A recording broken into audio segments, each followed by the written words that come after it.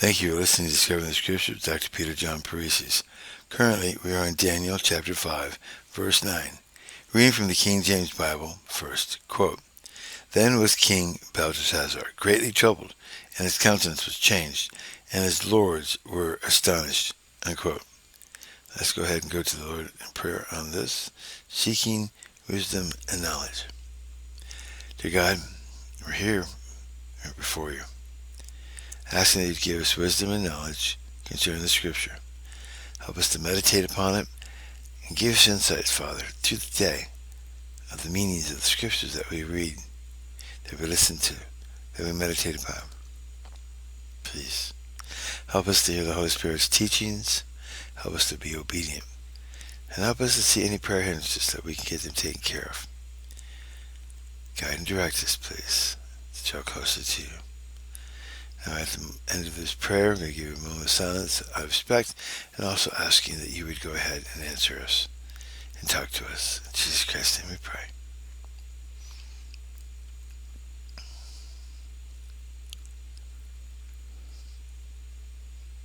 Thank you. You can hit your pause button. You'll find that as the more time you spend in prayer, the shorter sometimes your conversations can be with the Lord. Other times they can be all day. Let's go ahead and read the Young's Literal Translation.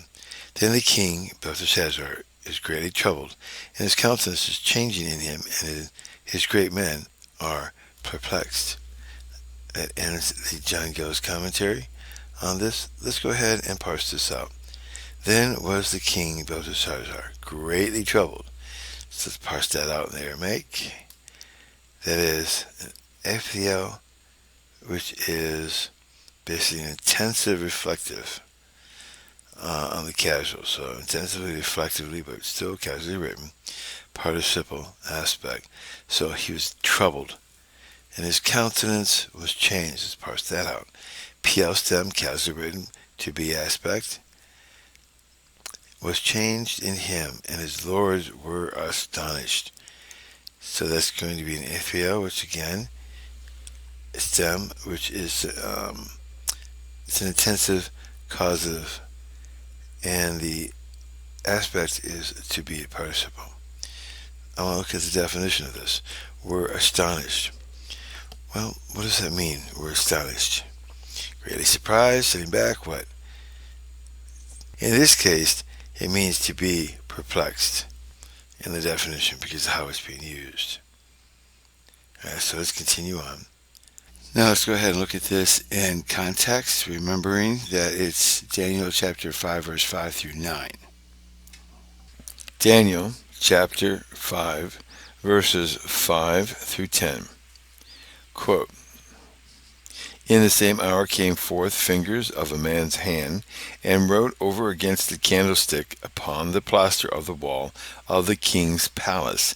And the king saw the part of the hand that wrote. Then the king's countenance was changed, and his thoughts troubled him, so that the joints of his loins were loosed, and his knees smote one against another. The king cried out to bring in the astrologers, the Chaldeans, and the soothsayers. And the king spake, and said to the wise men of Babylon, Whosoever shall read this writing, and show me the interpretation thereof, shall be clothed with scarlet, and have a chain of gold about his neck, and shall be the third ruler of the kingdom. Then came in all the king's wise men, but they could not read the writing, nor make known to the king the interpretation thereof. Then was King Belteshazzar greatly troubled, and his countenance was changed in him, and his lords were astonished. Unquote, King James Version. Now let's read now John Gill's commentary on this verse. Quote, Then was King Belteshazzar greatly troubled, a second time, and perhaps more than before, since he had conceived some hope that his wise men would have informed him what this writing was, and the meaning of it. But finding that they were nonplussed by it, it gave him still greater uneasiness. And his countenance was changed in him again. Very likely, upon the coming in of the wise men, he had a little recovered himself, and became more composed and serene, which appeared in his countenance. But upon his disappointment, his countenance changed again, and he turned pale and looked ghastly. and his lords were astonished, were in the utmost consternation and confusion, when they understood that their writing could neither be read nor interpreted, neither the dignity of their station, nor their number, nor their liquidity could keep up their spirits, so that the king had not one with him to speak a comfortable word to him, or give him any advice in this his time of distress. They were all in the same condition with him. End of John Gill's commentary. Now, I do want to point out that it's important to study the ancient manuscripts, because there are sometimes differences that could explain things. Like, for instance, the Septuagint has a verse that is not in the Masoretic text. Quote, "Then the king called the queen about the sign and showed her how great it was, and that no one was able to declare to the king the interpretation of the writing." Now, this avoids what we see as a repetition in the Masoretic text, and explains why the presence of the queen is much more explainable than what the text says otherwise. Because the queen does not just walk into the king's presence. It's not done. You could be put to death, as we found out in Esther, the book of Esther. She tells us. She tells how things were done. So this is very plausible as far as the Septuagint text giving to us what is going to happen next as far as his mother. So just making note of these things. I study these things. I look at these things. What is available? Does it apply? Does it have any kind of meaning? Why is this different?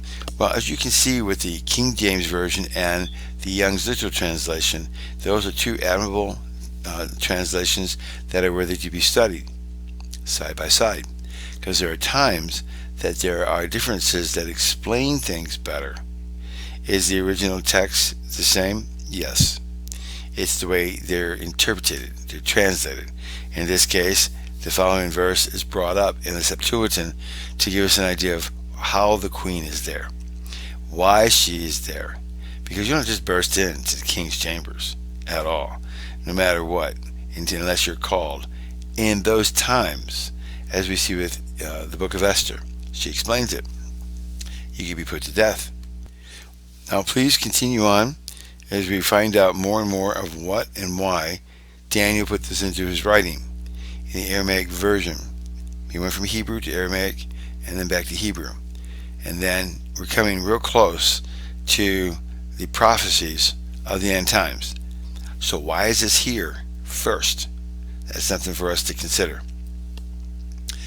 Please continue to help support this ministry. It'd be nice to have someone support it directly, which has never happened. Otherwise, you might want to consider tithing, which also has never happened. Clicking on the ads here on YouTube does help. I do get a small portion of it.